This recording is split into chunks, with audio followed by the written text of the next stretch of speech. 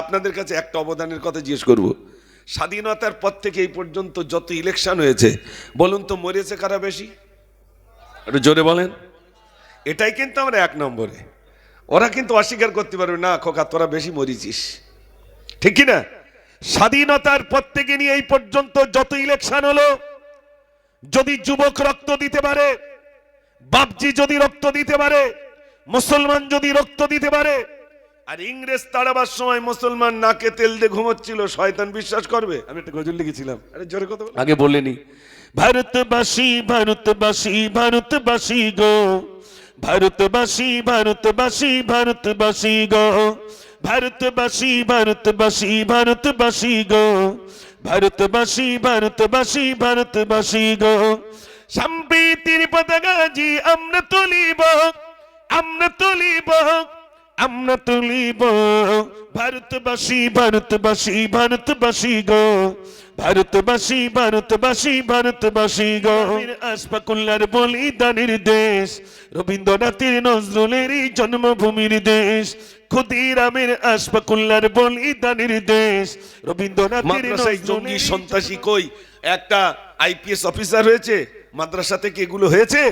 আরে বাবা, মুসলমানের নাম শুনলেই তো প্রথমেই ডিলিট করে দিচ্ছে, দিচ্ছে না দিচ্ছে না? এই হিন্দুস্তানে মুসলমানের অবদান আছে বলে মনে হয়? আর কেউ বলেন, কথা বলেন আমাদের অবদান নেই? হিন্দুস্তানে ভারতে ইংরেজদের তাড়ানোয় মুসলমানের অবদান নেই? আছে। স্কুল থেকে ডিলিট করে দেওয়া হলো ওই বই থেকে, কেউ যেন না জানতে পারে মুসলমানের অবদান আছে। আচ্ছা, আপনাদের কাছে একটা অবদানের কথা জিজ্ঞেস করব। স্বাধীনতার পর থেকে এই পর্যন্ত যত ইলেকশন হয়েছে বলুন তো মরেছে কারা বেশি? একটু জোরে বলেন।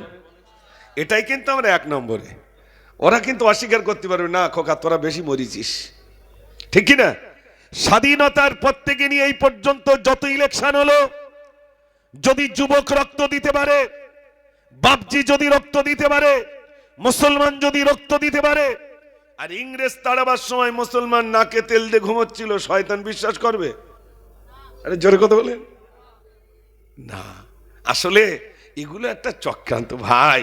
আমি গজলটা কেন লিখেছিলাম শোনেন, আমি একটা গজল লিখেছিলাম, আগে বলেনি, ভারতবাসী ভারতবাসী ভারতবাসী গো, ভারতবাসী ভারতবাসী ভারতবাসী গো, ভারতবাসী ভারতবাসী ভারতবাসী গো, ভারতবাসী ভারতবাসী ভারতবাসী গো, সম্প্রীতির পতাকাজি আমরা তুলিব, আমরা তুলিব, আমরা তুলিব, ভারতবাসী ভারতবাসী ভারতবাসী গো, ভারতবাসী ভারতবাসী ভারতবাসী গো, ক্ষুদিরামের আশফাকুল্লাহর বলিদানের দেশ, রবীন্দ্রনাথের নজরুলেরই জন্মভূমির দেশ, ক্ষুদিরামের আশফাকুল্লাহর বলিদানের দেশ, রবীন্দ্রনাথের নজরুলেরই জন্মভূমির দেশ। কজনের নাম বলেছি? ক্ষুদিরামের আশফাকুল্লাহর বলিদানের দেশ, রবীন্দ্রনাথের নজরুলেরই জন্মভূমির দেশ। তাহলে কজনের নাম? চারজনের। ক্ষুদিরামের কথা মনে আছে, স্কুলে পড়েছি। ক্ষুদিরাম দেশের জন্য প্রাণ দিয়েছেন। নজরুল ইসলামের কথা বলেছি, শুনেছি, পড়েছি। রবীন্দ্রনাথ ঠাকুরের কবিতা পড়েছি, কিন্তু আশফাকুল্লাহর কিছু পড়েছি? পড়ি নাই। আশফাকুল্লাহকে ইংরেজরা বন্দী করলো। আশফাকুল্লাহ, তোমাকে ফাঁসি দেব। আশফাকুল্লাহ বলছে, আমাকে ফাঁসি দেবেন? আমাকে একটু ওজন করুন। বলছে, ওজন করে কি হবে? বলছে, আমাকে এজন্য ওজন করুন, ফাঁসির ভয়েতে যদি ওজন কমে যায়, ইতিহাসের পাতায় লিখবেন কাপুরুষ আশফাকুল্লাহ। আমার ওজন যা ছিল যদি তাই থাকে, ইতিহাসের পাতায় লিখবেন সুপুরুষ আশফাকুল্লাহ।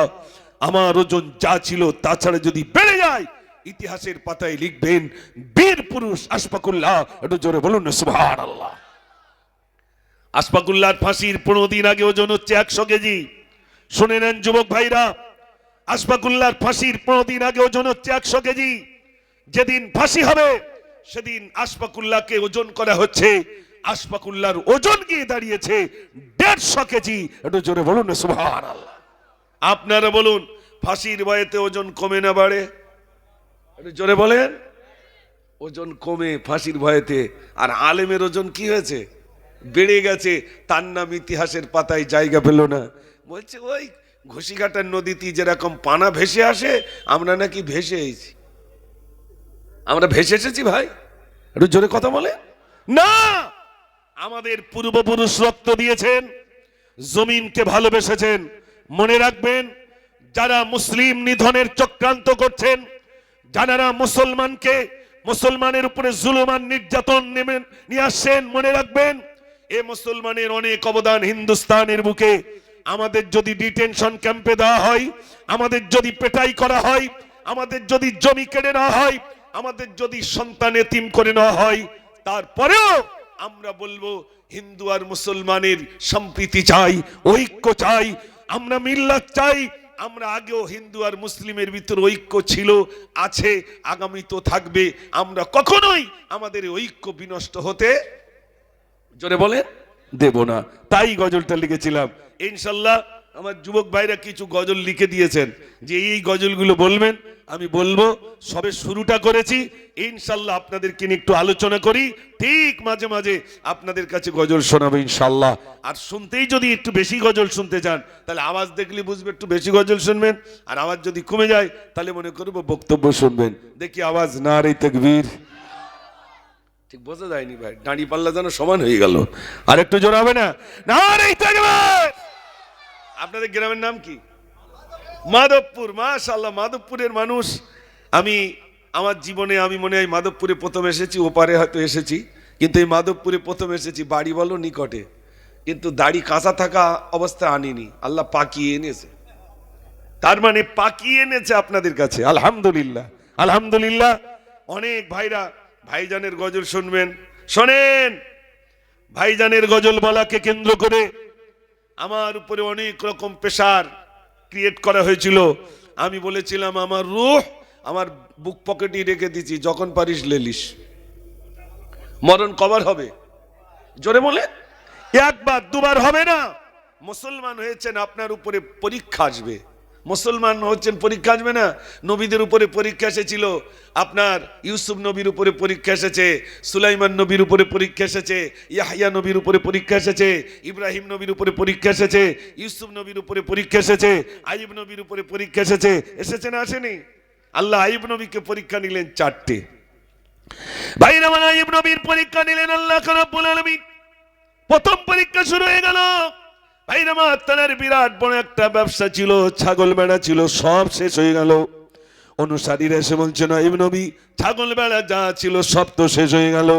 ভাইরা আমার, আইয়ুব নবী বললেন, ও ছাগল আমার নয়, ও ভেড়া আমার নয়, যে আল্লাহ দিয়েছিলেন সেই আল্লাহ আবার নিয়ে নিয়েছেন, তাতে আমার কোনো দুঃখ নাই, কোনো বেদনা নাই।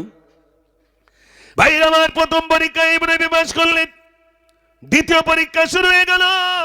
একটা ঘর তৈরি করেছিলেন, ঘরটা জমিনে গেড়ে গেল। অনুসারীরা বললেন, আইয়ুব নবী, ঘর তৈরি করেছিলেন, ঘরটা তো জমিনে গেড়ে গেল। আইয়ুব নবী বললেন, এ ঘর আমার নয়, এ ঘর আমার নয়, যে আল্লাহ আমাকে দিয়েছিলেন সেই আল্লাহ আবার নিয়ে নিয়েছেন, তাতে আমার কোনো দুঃখ নাই, কোনো বেদনা নাই। একটু জোরে বলুন না সুবহানাল্লাহ।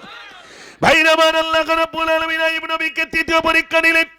সমস্ত শরীর পচে গেল, পোকাগুলো বিলবিল করে বেড়ায়। 1 বছর নয়, 2 বছর নয়, ঐতিহাসিক গণ লিখেছেন, কেউ লিখেছেন 18 বছর, কেউ লিখেছেন 16 বছর, কুষ্ঠরোগে আক্রান্ত। সমস্ত শরীর পচে গেল, পোকাগুলো বিলবিল করে বেড়ায়, হাতে পোকা, গায়ে পোকা। 4টে বিয়ে করেছিলেন, 3টে বিবি চলে গেল, একটা বিবি রয়ে গেলেন। আইয়ুব নবী আল্লাহর কাছে বলছেন, আল্লাহ আমার সমস্ত শরীরে পোকা দিয়েছো, কোনো দুঃখ নাই, আল্লাহ আমার জিভে পোকা দিও না, যদি জিভে পোকা দাও আমি তোমাকে আল্লাহ আল্লাহ আল্লাহ বলে ডাকতে পারবো না। আল্লাহর কাছে বলছেন, আল্লাহ আমার কোনো অসুবিধে নেই, আমার জিভটা ভালো রেখো, আমি তোমার একটু আল্লাহ বলে ডাকবো। শরীর পচিয়ে দিয়েছো, তাতে অসুবিধে কি? সোনার ভাইরা, এরকম জুলুম আসবে, এরকম আপনার উপরে আল্লাহ পরীক্ষা নেবেন, কষ্ট, বিভিন্ন দিক দিয়ে কষ্ট আসবে, এটা পরীক্ষা। আইয়ুব নবীর উপরে আল্লাহ পরীক্ষা নিলেন। ও সোনার ভাইরা, ইউসুফ নবীকে আল্লাহ পরীক্ষা নিলেন। 10 ভাই মিলে কুয়ার ভিতরে ফেলে দিয়েছিল। ফেলেনি ভাই? আমার একটা গজল ছিল, অনেক আগে লিখেছিলাম। স্বপ্ন দেখিয়া ইউসুফ নবী পিতাকে ডাকিয়া কহিল, 11টি তারা চন্দ্র সূর্য আমাকে সিজদা করিল, আমাকে সিজদা করিল। ইউসুফ নবী আব্বার কাছে গিয়ে বলছি, ইয়াকুব নবীর কাছে, আব্বা আমি স্বপ্ন দেখেছি 11টি তারা চন্দ্র সূর্য যেন আমাকে সিজদা করছে। আব্বা বলে, এই ছেলে তো যাতাই না। ইয়াকুব নবী তখন বলছেন, স্বপ্ন শুনিয়া ইয়াকুব নবী ইউসুফকে কোলে টানিল, হঠাৎ করিয়া 10 ভাই মিলে মারিবা চিন্তা করিল, মারিবা চিন্তা করিল। অপর স্ত্রীর 10 সন্তান, তারা রেগে গিয়েছে, আমার আব্বা ইউসুফকে খুব ভালোবাসছে না, চল ওরে সাইজ করব। কি করে ভাই ভাইকে দিয়ে সাইজ করছে শোনেন। ভাইরা এখন এরকম হচ্ছে না, ভাই ভাইকে দিয়ে কিরকম টাইট করবে, ভাই ভাইকে দিয়ে টাইট করছে।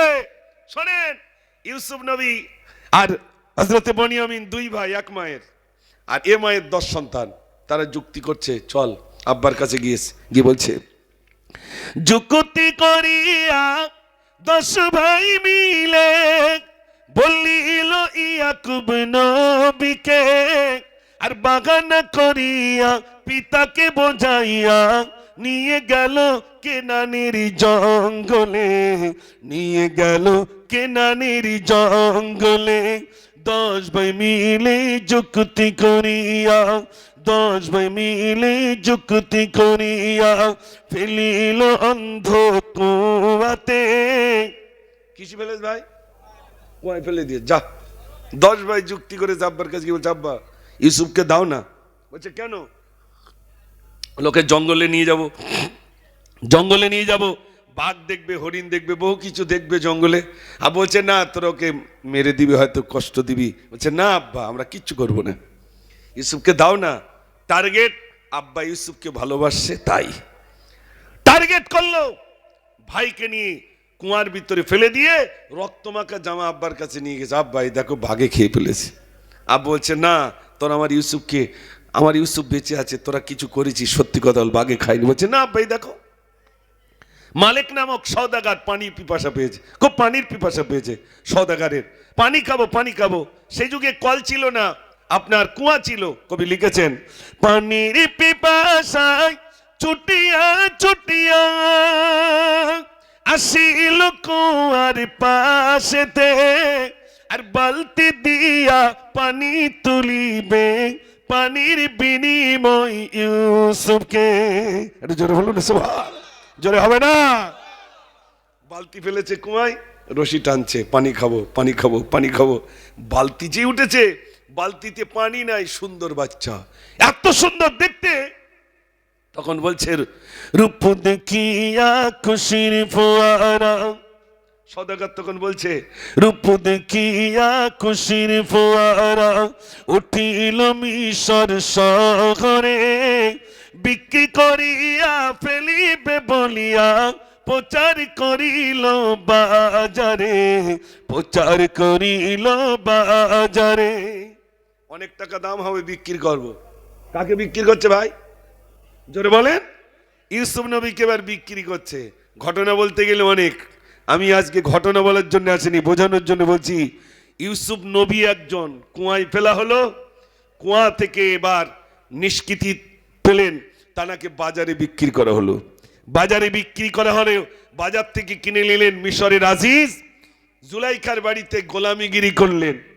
গোলামিগিরি করার পরে 11 বছর কারাগারে থাকলেন। তারপরে আল্লাহ পাক ইউসুফ আলাইহিস সালাতু ওয়াসসালামকে মিশরের বাদশা হিসাবে কবুল করে নিলেন। একটু জোরে বলুন না সুবহান। মনে রাখবেন, পরীক্ষা আসবে, সেই পরীক্ষায় আপনাকে উত্তীর্ণ হতে হবে। তারপরে আল্লাহ পাক মাসনাদ দিয়ে দেবেন। বান্দা অনেক কষ্ট পেয়েছে, তারপরেও বান্দা আমার থেকে এক পা সরে যায়নি, আমাকে রব বলে মেনে নিয়েছে, আল্লাহ বলে মেনে নিয়েছে। মনে রাখবেন, মুমিনের উপরে জুলুম আসবে, নির্যাতন আসবে, বিভিন্ন ভাবে আপনাকে বিভিন্ন দিক দিয়ে আপনাকে কষ্ট দেবে, ঘরে ঢুকতে দেবে না, রাস্তায় পেটাই করবে, জমি কেড়ে নেবে, আপনার উপরে জুলুম আসবে। তারপরেও এই জুলুম আসার পরেও মনে রাখবেন, হযরতে মুসা আলাইহিস সালাতু ওয়াসসালাম ফিরাউনের কাছে গিয়ে বলল, ফিরাউন তুমি বলো লা ইলাহা ইল্লাল্লাহ, মুসা কালিমুল্লাহ। ফেরাউন বলছে আমি নিজেই আল্লাহ, আবার কাকে আল্লাহ বলবো? ফেরাউন মুসা নবীকে মারার জন্যে লোক দল সব কিছু রেডি করলে এবার ধরে ফেলবে। মুসা নবী বললেন আল্লাহ এবার বুঝি ধরে ফেলবে? আল্লাহ বললেন লা তাখাফ, ভয় পেও না। তোমার তো ওটা কি? মুসা নবী বললেন কালা হিয়া আসা, এটা আমার লাঠি। আল্লাহ বললেন দরিয়া আঘাত করো। দরিয়ায় যেই মারলেন, আল্লাহ রাব্বুল আলামিন মুসা নবীর জন্য একটা দুটো রাস্তা নয় 12টা রাস্তা বার করে দিয়েছিলেন। এটা জোরে হবে না সুবহানাল্লাহ?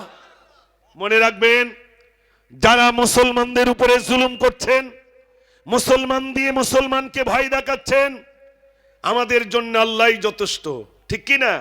আমাদের আর কিছুই লাগবে না, আল্লাহ পাক নিশ্চয়ই তিনি রাস্তা দেখিয়ে দেবেন। যুবক ভাইরা আজকে এখানে যান রয়েছেন, মহাব্বত আর পিয়ার এটা টাকা দিয়ে কিনতে পাওয়া যায় না। এই মহাব্বত যখন কোনো মানুষের উপরে এসে যায়, মনে রাখবেন আজকে যারা মসজিদ মাদ্রাসা কবরস্থান দখলের জন্য, নিজেদের রক্ষার জন্য, জাতির জন্য, কওমের জন্য, গরিবের জন্য, অসহায়ের জন্য ময়দানে নামে, তাদের বিরুদ্ধে বিভিন্ন রকম ষড়যন্ত্র চলে না চলে না? আর যারা নির্বিঘ্নে মুসলমান পেটাই করছে, জেলের সামনে ফুলের মালা নিয়ে দাঁড়িয়ে আছে, বার হলে ফুলের মালা দেবো। বার হলে কি দেবে? ফুলের মালা দেবে। তুমি কটা মুসলমানকে মেরেছ? কটাকে অপমানিত করেছ? তুমি কজনকে উঠবস করিয়েছ? তুমি কজনের কান ধরে উঠবস করিয়েছ? মানুষের সামনে, জাতির সামনে মুসলমানকে অপমানিত করেছ। আজ তুমি কি জেলে গেছো? এসো, আজ তোমাকে আমি বরণ করে নেব। ও সোনার ভাইরা, মুসলমানকে মারার পরে তাকে ফুল দিয়ে স্বাগত জানাচ্ছে কেন? তুমি মুসলমানকে মেরেছো। আর এই মুসলমান যখন জাতির জন্য ময়দানে নামে, জাতির জন্য, জাতিকে বাঁচানোর জন্য ময়দানে নামে, কওমকে বাঁচানোর জন্য ময়দানে নামে, তখন সেই মুসলমানকেই বন্দী করে। এটা দুঃখ ছাড়া অন্য কিছু নয়, ঠিক কিনা ভাই? এই জন্য আমি আপনাদের কাছে বলবো, মনে রাখবেন জাতিকে বাঁচানোর জন্য বসিরহাটের আল্লামায়ে আল্লামা রুহুল আমিন শাহ রহমাতুল্লাহ আলাইহি 150 অধিক কিতাব লিখেছেন। শোনেন, এই শবে বরাত গেল, শবে মানে রাত, বরাত মানে ভাগ্য। এই ভাগ্যের রাতে আমার করণীয় কি? হুজুর আল্লামা বাংলায় কিতাব লিখেছেন 150 অধিক। যিনি ফুরফুরা শরীফে গেলে জুতো খুলে নিতেন, বগলে নিয়ে নিতেন। কেন? আমার পীর সাহেব হুজুরের দেশ, আমি যার হাতে বায়াত হয়েছি তানার দেশ, আমি জুতো পাই দিয়ে যাব না। এখানে যারা আছেন সত্য কথা বলবেন, ফুরফুরা শরীফ আমরা যখন যাই জুতো পাই দিয়ে যাই না জুতো খুলে যাই? একটু জোরে বলে। জুতো পাই দিয়ে যায়। আর আল্লামা রুহুল আমিন শাহ রহমাতুল্লাহ আলাইহি জুতো খুলে যেতেন। একটু জোরে বলুন সুবহানাল্লাহ। তিনি আমাদের জন্য পথ দেখানোর জন্য, জাতি যাতে পথভ্রষ্ট না হয়, উর্দুতে কিতাব লিখলে লিখতে পারতেন, আরবি টু আরবি কিতাব লিখতে পারতেন। মনে রাখবেন, তিনি জাতিকে বাঁচানোর জন্য বাংলায় কিতাব লিখলেন আর বললেন আমি রুহুল আমিন ওই বাড়িতে রয়েছি যে বাড়িতে আমার কিতাব রয়েছে। একটু জোরে বলুন না সুবহানাল্লাহ। সোনার ভাইরা, যিনি জাতির জন্য কথা বলেন তানার সঙ্গে আমরা সহমত পোষণ করি না। যিনি নিজের জন্য কথা বলেছেন, মানুষ তার পিছনে ছুটেছে, তবে মানুষ সচেতন হয়েছে, বুঝতে শিখেছে। যিনি জাতির জন্য কথা বলেন, কওমকে বাঁচানোর জন্য কথা বলেন, গরিব দুস্থ অসহায়ের পিছনে যিনি লড়েন, এই গরিবকে বাঁচানোর জন্য যারা লড়েন তাদের পিছনে আলহামদুলিল্লাহ এখন মানুষ যাচ্ছে না যাচ্ছে না? একটু কথা বলেন। নবীজি বলেছেন একটা গরিব তাকে কাজ করানোর সাথে সাথে, তার ঘাম শোকানোর সাথে সাথে তার টাকাটা দিয়ে দাও। এখন গরিব কাজ করার সাথে সাথে ঘাম শোকানোর আগে টাকা দেয়? একটু কথা বলেন। হালকাতা করলেই ভালো হয়, হালকাতা করলেই ভালো হয়। গরিব কাজ করবে, এবারে হয়তো হালকাতা করবে যে অমুক দিন হালকাতা, তাহলে মনে হয় 2-4টে টাকা উঠতে পারে। আর না তো হাঁটিয়ে হাঁটিয়ে জুতো পাতলা করে ফেলছে। ফেলছে না? নবীজি বলেছেন, শোনেন ভাইরা, আজ আমি গজলের ভিতর দিয়ে আপনাদের কাছে আর শোনাবো। যদি কোনো গরিবকে, আমার সোনার ভাইরা, যদি গ্রামে কোনো গরিব থাকে তাকে নিয়ে যদি কাজ করান, কখনো গরিবকে কষ্ট দেবেন না, ঘাম শোকানোর আগে টাকা দিয়ে দেবেন। এটা নবীজির হাদিস। একটু জোরে বলুন না সুবহানাল্লাহ। নবীজি বলেছেন কোন গরিবকে কষ্ট দিও না, ঘাম শোকানোর আগে টাকা দিয়ে দাও। যদি আপনি টাকা না দেন, ছোট্ট মেয়েটা, গরিব মেয়ে, আব্বার গলা জড়িয়ে ধরে বলছে আব্বা একটা জামা দিতে হবে। তো মেয়ে বলছে, আব্বা বলছে কেমন জামা নিবি মা? তো তা মেয়েটা বলছে আব্বা ওই কোমর থেকে নিয়ে আর গলা পর্যন্ত সবুজ রঙের আর কোমর থেকে নিয়ে হাঁটু পর্যন্ত সাদা রঙের এমন একটা জামা দিতে হবে।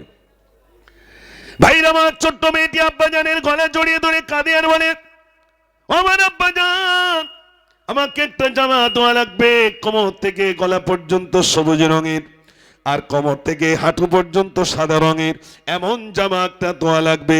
ভাইরা আমার, জামা চেয়েছে মেয়ে, আব্বাজান কি করবেন?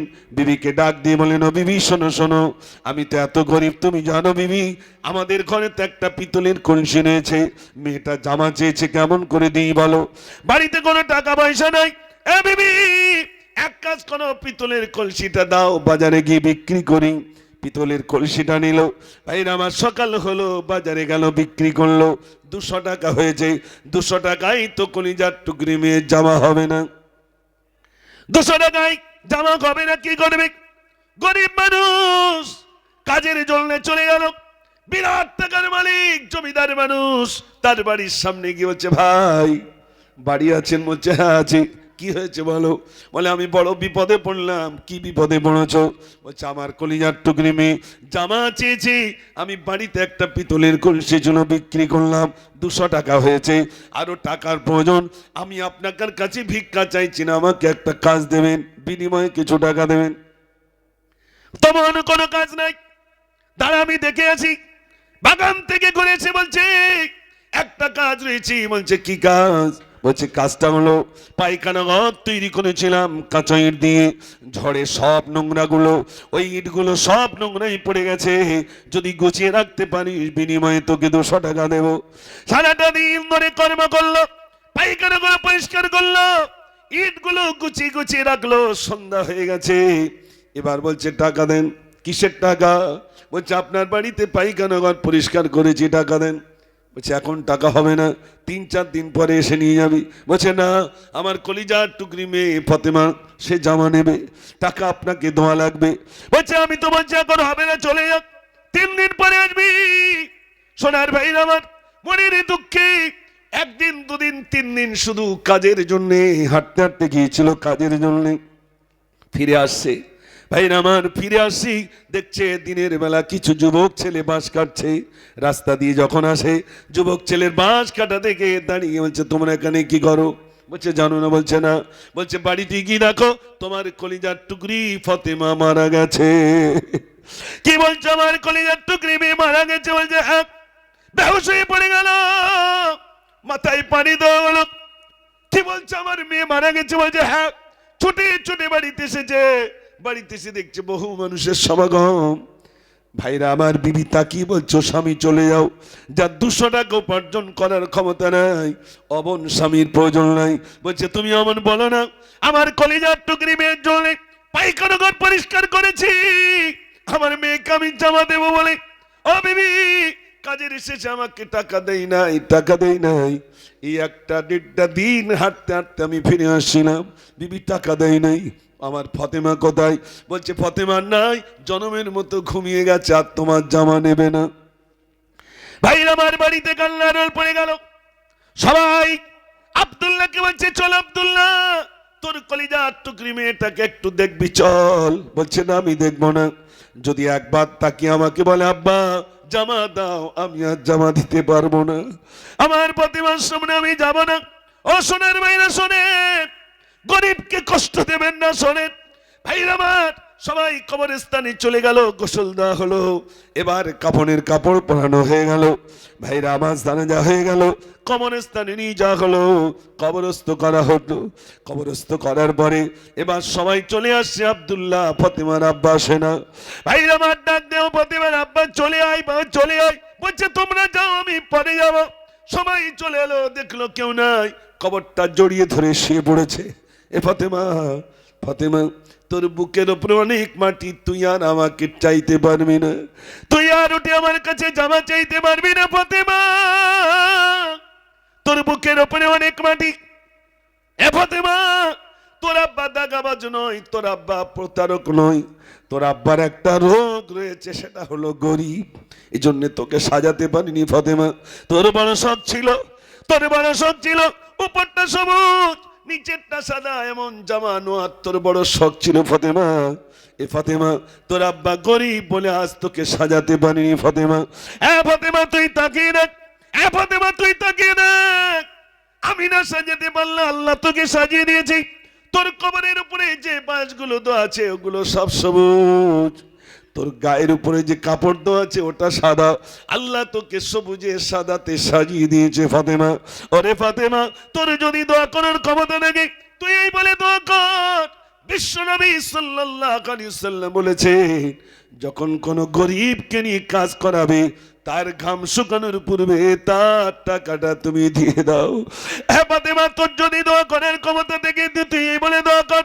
ও সোনার ভাইরা, বিশ্বনবী সাল্লাল্লাহু আলাইহি ওয়াসাল্লাম বলেছেন, কোন গরিবকে নিয়ে যদি কাজ করাও তার ঘাম শুকানোর পূর্বে টাকাটা দিয়ে দাও। কিন্তু আমরা কি দিতে পারি? থলে হাতে করে নিয়ে গেছে, এক ঘটকপুরীকে দেখা করিস, কোন চার দোকানে বসিস তার ঠিক নেই, ফোন করছে ফোন তোলে না, থলেটা ভাঁজ করে নিয়ে গেছে। যদিও দেখালো ভাই, সে আমি কতক্ষণ ধরে তোমার খোঁজ দিছি ভাই, ইজ্জত তুই এইছিস, তোর টাকাটা দেবো বলে পকেটে রেখে গেলাম, সে আরেক জায়গায় খরচে। এক কাজ করে কালকে আসিস। থলে কিছু নেই, থলে মুড়ে নিয়ে চলে এলো, বাড়িতে কিচ্ছু নেই। একবারও খোঁজ নিয়েছে বলে মনে হয়? জোরে বলেন না। ও সোনার ভাইরা শোনেন, হযরত ওমর ফারুক রাদিয়াল্লাহু আনহু তিনি নেতা ছিলেন, তিনি ছোটখাটো নেতা নন, অর্ধজানের খলিফা, সারা বিশ্বের অর্ধেক রাজত্ব চালাতেন হযরত ওমর ফারুক রাদিয়াল্লাহু তাআলা। গভীর রজনীতে অলিতে গলিতে ঘোরাফেরা করতেন। এমন একটা গলির ভিতরে গেলেন, গিয়ে দেখছেন মা ভাইরা আমার, গিয়ে দেখছেন ছোট্ট দুটো বাচ্চা গুনগুন করে কাঁদে, আর তার মা টিমটিমে লাইট নিয়ে জ্বালিয়ে রইল। তিনি ঘরের দাঁড়িয়ে গিয়ে সালাম দিলেন, আসসালামু আলাইকুম। উত্তর চলে এলো, ওয়ালাইকুম আসসালাম। তিনি জিজ্ঞাসা করেন, বাচ্চা দুটো কাঁদছে কেন? বলছে, বাচ্চা দুটো কান্নার কারণ হলো এত ক্ষুধার্ত অবস্থায় রইল, আমার বাচ্চাগুলোকে আমি কিছুই দিতে পারি নাই, বাড়িতে কিচ্ছু নাই। আমার বাচ্চাগুলো সান্ত্বনা দেওয়ার জন্য উনুনের উপরে একটা হাঁড়ি দিলাম, তাতে কিছু পানি দিলাম, তিনটে পাথর ছেড়ে দিলাম, আর একটা নাকড়ি দিয়ে নাড়তে শুরু করে দিলাম। পাথরগুলো হাড়ির গায়ে যখন খটখট খটখট করে লাগে, তখন আমি আমার সন্তানগুলোকে বলি, বাবা কাঁদিস না, এখনই রান্না হয়ে যাবে। আমার বাচ্চাগুলো ওই খটখটে আওয়াজ দেখি বাচ্চাগুলো ঘুমিয়ে যায়, আবার মাঝে মাঝে জেগে যায়। আমি তখন আবার বাচ্চাগুলোকে সান্ত্বনা দেওয়ার জন্য উনুনে জাল দিই, বলি এখনই রান্না হয়ে যাবে। হযরত ওমর ফারুক রাদিয়াল্লাহু তাআলা ছুটলেন, বাইতুল মালে চলে গেলেন, এক বস্তাটা মাথায় করে আনলেন। অনুসারী হুজুর আমাদের কাছে দেন, আমরা মাথায় করে নিয়ে যাবো। বললেন না, দায়িত্বটা আমার, ওই গরিবের কাছে পৌঁছে দেওয়ার দায়িত্বটা আমার।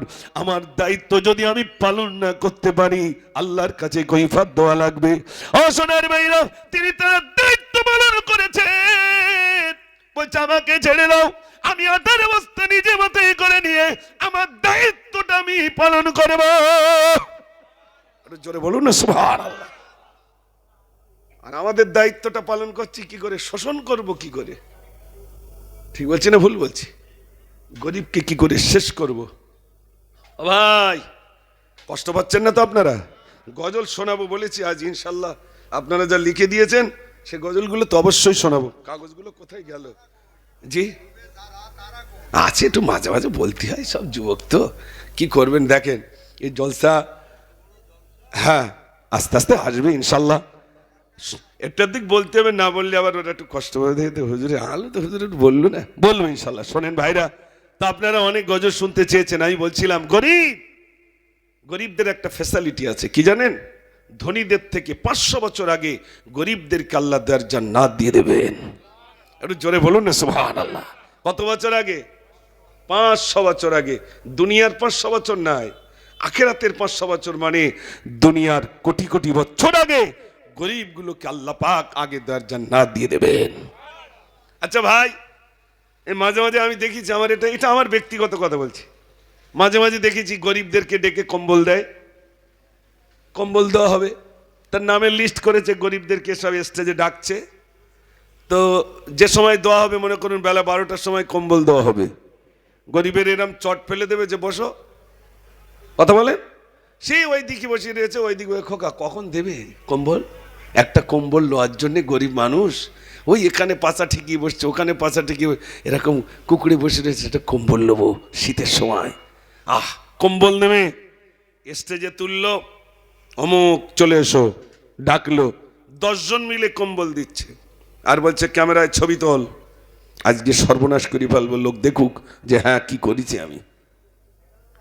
ও ভাইরা, ও ছবি না তুলে গরিবের বাড়িতে গিয়ে যদি একটা কম্বল দিয়ে আসতেন আর বলতেন ভাই দায়িত্বটা ছিল আমার পৌঁছে দেওয়ার, সঠিক টাইম আসতে পারিনি, মাস পার হয়ে গেল, এটা আমি ব্যর্থ, সঠিক সময় আসতে পারিনি, এই কম্বলটা দিলাম, কারোর সঙ্গে বলে লাভ নেই, আমার জন্য একটু দোয়া করু, তাতে সওয়াব কম হতো না বেশি হতো?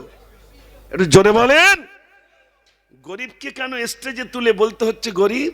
আরে গরিব না, বড়লোক। যদি বলেন কেমন? গরিবের জন্য 3টে খাতা, একটা কলমা, একটা নামাজ, একটা রোজা। কটা হলো? জোরে বলেন। 3টে। গরিবের জন্য 3টে খাতা, ধনীর জন্য 5টা খাতা। একটা হজের খাতা বাড়বে, আর একটা কিসের খাতা? জাকাতের খাতা। তাহলে খাতা বেশি, হিসাব বেশি, তাই তো নাকি? আর খাতা কম। জোরে বলেন। হিসাব কম, তার মানে খাতা বেশি, মার বেশি। খাতা কম, জোরে বলেন, মার কম। আরে দুনিয়ার ই মার কি হবে, এ তো সামান্য মার, আর ও মারির কোনো শেষ আছে? একটু কথা বলেন। ও মারির কোনো শেষ নাই। বিশ্বাস হয় না? হয় না? 50 বছর মার খান। মনে রাখবেন, আজ যারা পেটাই করছেন গরিবদেরকে, কম জরিপে তাদেরকে পেটাই করছেন, মনে রাখবেন, পেটাই করে করে মুসলমানকে শেষ করছেন, করবেন না। অনুরোধ, মারার আগে চিন্তা করুন কাকে মারছি। চিন্তা করতে হবে না? হবে না? মারার আগে চিন্তা করুন কাকে মারছি, ও তো আমার ভাই, ও কলমা পড়েছে, সেদিনে ওই রক্তমাখা জামা গায়ে দিয়ে বলবো আল্লাহ কি অপরাধ করেছিলাম, আমাকে মেরেছিল আল্লাহ, আমার হাত কেটে নিয়েছিল আল্লাহ, আমি কি অপরাধ করেছিলাম, কোনো অপরাধ করি নাই, আমি কমজোর বলে থানায় গিয়েছিলাম বিচার দিতে, বিচার নেয়নি আল্লাহ, কোর্টে গিয়েছিলাম আমাকে সেখানে পেটাই করেছে, আমি দুনিয়ায় যারা মেম্বার ছিলেন যারা তাদের কাছে বিচার নিয়ে গেছি, দূর দূর করে তাড়িয়ে দিয়েছে আল্লাহ, বিচারটা তোমার কাছে দিলাম, বিচার হবে না? হবে না? একটু জোরে বলেন। দুনিয়ার সবাই ফিরিয়ে দিতে পারে, মনে রাখবেন জোর জুলুম 50 বছর 60 বছর, তারপরে আর চলবে? আমি অনুরোধ করব আপনাদের কাছে, হাত জোড় করে অনুরোধ করব, ভাই কাউকে মারবেন না, কাউকে মারবেন না। আমার কোন ধর্মাবলম্বীর কোন কাউকে, কার ইন্ধনে মারছেন, কাকে মারছেন? উনি মুসলমান, আল্লাহর বান্দা, তৈরি করেছেন কে? একটু জোরে বলেন। আল্লাহ তৈরি করেছেন, কেন মারছেন, কি কারণে মারছেন, কিসের জন্য মারছেন? এই দুনিয়া ক্ষণস্থায়ী, ছেড়ে চলে যাওয়া লাগবে। যদি কাউকে উপকার না করতে পারেন, কষ্ট দেবেন না। এই হাতের দ্বারাই কেউ যেন কষ্ট না পায়, জবানের দ্বারাই কেউ যেন কষ্ট না পায়। মনে রাখবেন, যদি কষ্ট দেন তার বদলা সেদিন আপনাকে দিতে হবে না? হবে না? জোরে বলে, দিতে হবে। ও শোনেন ভাই, আমি গজল শোনাবো, শোনেন। বলছিলাম আপনাদের কাছে, মুসলমান পরীক্ষা নিতে হবে, পরীক্ষা নিতে হবে। নবীদের আল্লাহ পরীক্ষা নিয়েছেন, আপনাকেও পরীক্ষা দেওয়া লাগবে, পরীক্ষা দেওয়া লাগবে। ওই পরীক্ষা আপনাকে উত্তীর্ণ হতে হবে। সোনার ভাইরা আমার, আজ পশ্চিম বাংলার বুকে আমরা যারা মুসলমান, আমাদের উপরে বিভিন্ন রকম ভাবে টার্গেট করা হচ্ছে। বলছে লুঙ্গি পরা, বলছে সন্ত্রাসী, বলছে জঙ্গি, বলছে রোহিঙ্গা, কত রকম ইলজাম, কত রকম লাকাব লাগাই। আমাদের কোনো দুঃখ নাই, কোনো দুঃখ নাই। মনে রাখবেন, যত ইলজাম তুমি দিতে পারো, আল্লাহ বলছেন লা তাখাফ, ভয় পেও না, আমি আল্লাহ তোমার সঙ্গে রয়ে গেলাম। এখানে যারা আছেন একটু বলবেন, কলমা পড়েছি বলে আমার টুপি কেড়ে নিয়েছে, দাড়ি ছিঁড়ে নিয়েছে, জমি কেড়ে নিয়েছে, কেউ আছেন এরকম বলতে পারবেন? আর বুখারী শরীফের একটা ওয়াকিয়া বলি, শোনেন। অনেক যুবক রয়েছেন তো, শোনেন, আপনার তো অনেক যুবক, শোনেন। আপনাদের উপরে সেই জুলুম নির্যাতন আসেনি, যে জুলুম ওই যুবকের উপরে এসেছিল, আমি কবিতা আকারে লিখেছিলাম। ওই মানলে ভাইরা শোনো, এই করুণ এক ঘটনা, বুখারী শরীফে আছে লেখা, এই সাহাবারি বর্ণনা। এ সাহাবারি বর্ণনা। কিসে লেখা আছে? বুখারী শরীফে। নাম কি? নামটি ছিল আব্দুল উজ্জা, তার ছিল না পিতাজি। চাচার কাছে গইল মানুষ, ছাড়লো সাদের আম্মাজি, ছাড়লো সাদের আম্মাজি। চাচার কাছে লালিত পালিত। একদিন ভাইপো চাচার কাছে এসে বলছে, চাচা, বলছে বলো। ভাইপো এসে বলল, চাচা, ভাইপো এসে বলল, চাচা, মোর মনে বড় শখ জাগে, বেঈমান ছিলাম আনিব ঈমান, সাক্ষী রাখি তোমাকে, সাক্ষী রাখি তোমাকে। চাচা, কলমা পড়বো, সাক্ষী খুঁজে পাচ্ছি না, আপনাকে সাক্ষী রেখে আমি কলমা পড়ে নিলাম। একটু জোরে বলবেন না সুবহানাল্লাহ। চাচা রেগে গেছে। চাচা এবার কি বলছে শোনেন। চাচা রেগে বলল এবার, চাচা রেগে বলল এবার, ওমর ভাইপো শোনো না, আমার দেওয়া জমি মাকাম তোমায় আমি দেব না, তোমায় আমি দেব না। জমি জায়গা ঘর বাড়ি যা দিয়েছিলাম সব কেড়ে নেব। কি কেড়ে নেবে? জমি জায়গা ঘর বাড়ি সব কেড়ে নেবে। ও যুবক ভাই শোনেন। যুবক তখন বলছে কি শোনেন, যুবক তখন বলছে, ও চাচাজি ফিরিয়ে দেব, ও চাচাজি ফিরিয়ে দেব, তোমার দেওয়া জমি মাকান, করিবেন দোয়া মরি তোরে, মসজিদেতে হয় আজান, মসজিদেতে হয় আজান। একটু জোরে বলুন সুবহানাল্লাহ। চাচাই না জমি জায়গা সব দিয়ে দিলাম, মসজিদে চলে যাচ্ছি। চাচা বলছে শোনো ভাইপো শোনো।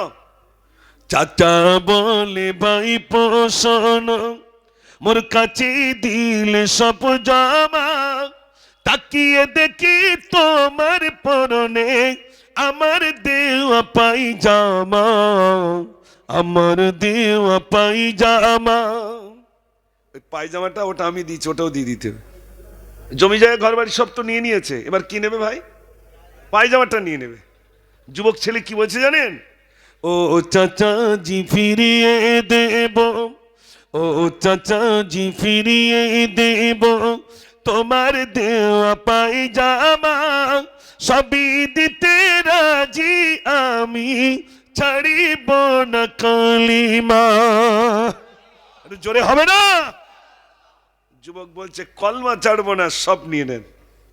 উলঙ্গ হয়ে গেছে, পায়জামা দিয়ে দিয়েছে, নাই নেন, এটা দরকার নিয়ে নেন, কলমা ছাড়বো না, সব দিয়ে দিলেন। ভাইরা সব নিয়ে নেওয়ার পরে যুবক ছেলে চলে যাচ্ছে উলঙ্গ হয়ে। মা দেখতে পেয়েছেন আমার যুবক ছেলে উলঙ্গ হয়ে হাঁটে আসে। মা লজ্জায় নিজের দুটো হাত চোখটাকে টিপে ধরে বলছে, বাবা, বাবা, তোমার পরিণতি এমন কেন? কি হয়েছে বাবা? কি তোমাকে এরকম সর্বনাশ করলো? কি হয়েছে বাবা? ছেলে বলছে, দোষটি আমার এটাই মা জান। দোষটা শোনেন কি? দোষটি আমার এটাই মা জান, কলমা আমি পড়েছি, তারই বদলে জমি জমা সবই আমি হারিয়েছি, সবই আমি হারিয়েছি। ও মা, কলমা পড়েছি বলে জমি জায়গা ঘর বাড়ি সব কেড়ে নিয়েছে। পরনের পায়জামা ছিল সেটাও খুলে নিয়েছে। মা বলছে কি চাও? ছেলে বলছে মা কিচ্ছু চাই না, এক টুকরা কম্বল দেন, ওই কম্বলটা পরে বিশ্বনবীর দরবারে চলে যাবো। একটু জোরে বলুন না সুবহানাল্লাহ। কিচ্ছু চাই না মা, এক টুকরা কম্বল দেন। মা এক টুকরা কম্বল দিলেন। ভাইরা আমার এক টুকরা কম্বল দিলেন।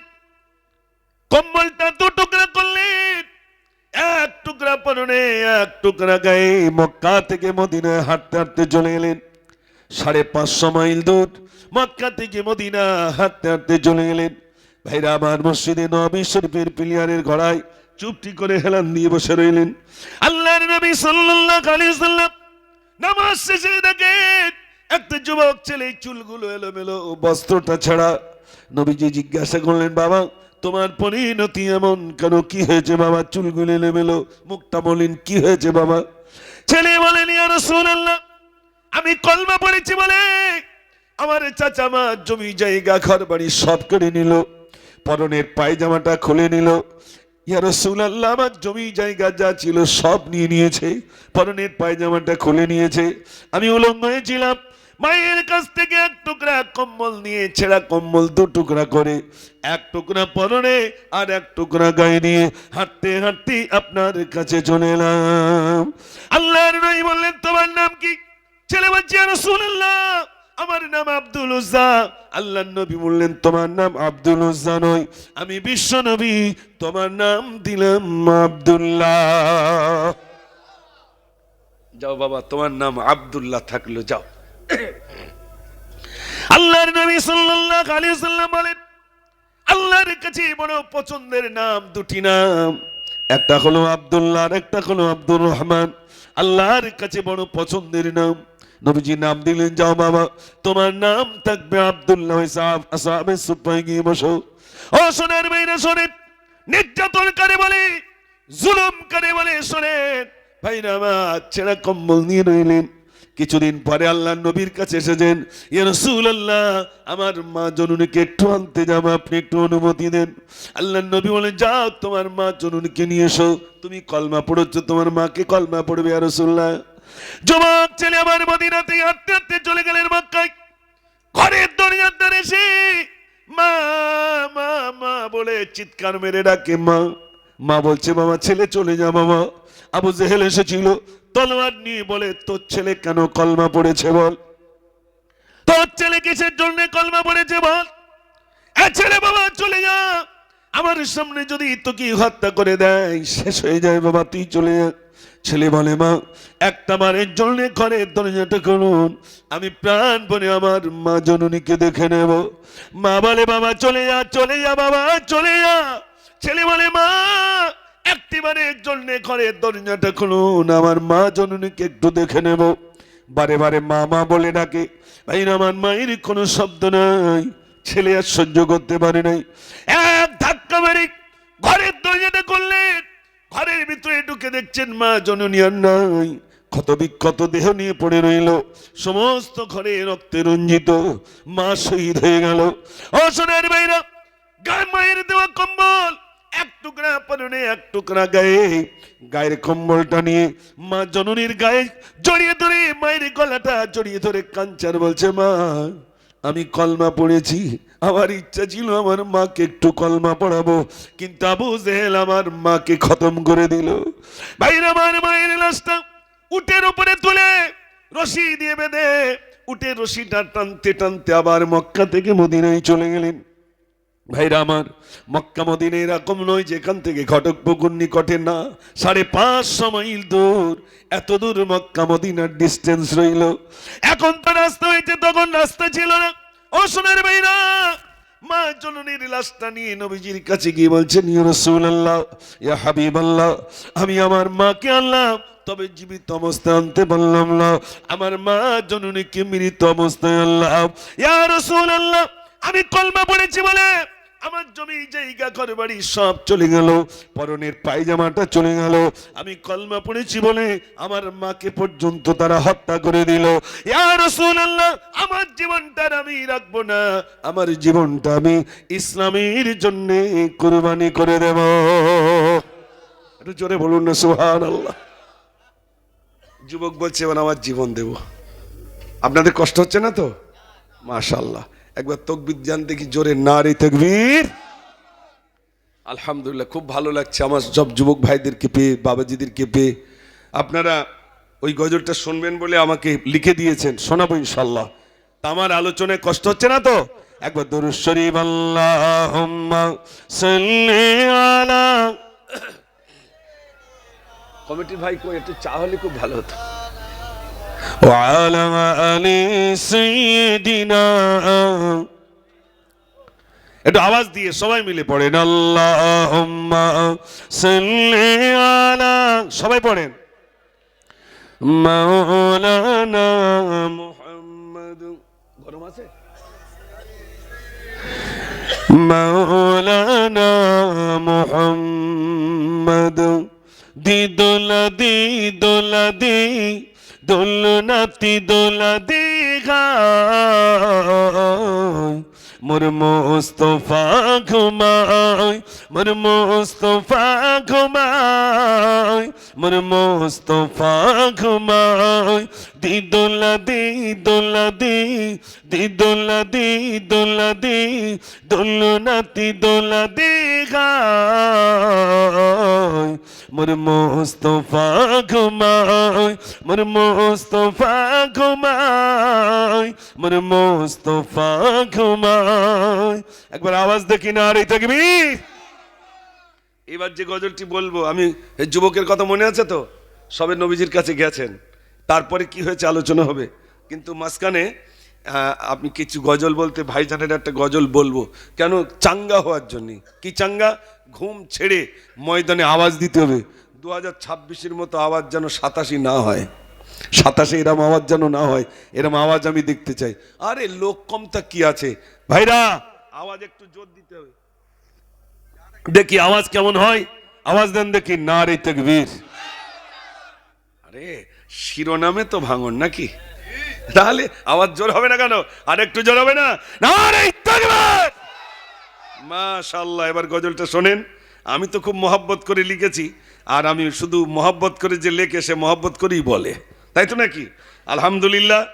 এই গজলটা শুধু এই জায়গায় নয়, আমি যদি 90 জায়গায় জলসায় যাই তা অন্তত 80 জায়গায় এই গজলটা আমাকে বলতে হয়েছে যে হুজুর এই গজলটা একটু বলেন। আর কোন গজল? এই এখন যেখানে ছিলাম সেখানেও বলতে হলো।